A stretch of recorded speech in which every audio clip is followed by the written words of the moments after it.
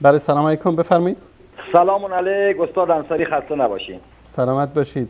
خالد جان از آلمان، درسته؟ شب شما بخیر، قربان شما، خسته نباشین. بله آقای انصاری عزیز، چه خبر، خوب هستین؟ سلامت باشید، زنده باشید، بفرمایید. زنده باشین. من اول برای شما آرزوی سلامتی و برای همچنین همه بینندگان عزیز می‌خواستم دو خط شعر واسه همه عزیزان تقدیم کنم اگه اجازه بدید. بفرمایید بفرمایید. ببخشید با اجازهتون. میگن گویند عاشقی با عرب بد است، من عاشق عربم چون محمد عرب است. الله اکبر، اللهم صل علی بعدن سیدنا.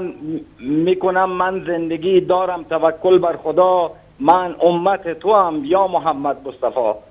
الله اکبر، الله اکبر.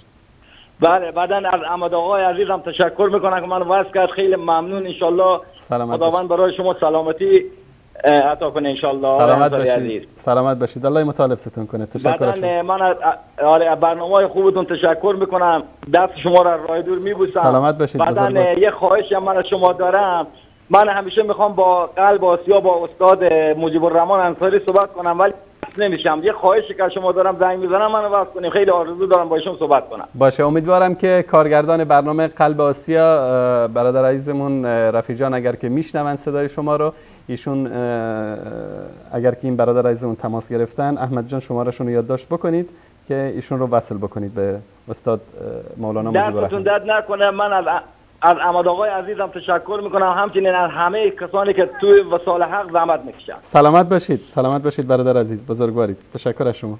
شب شما خوش، خدا نگهدارتون. خدا نگهدار شما، خدا نگهدار.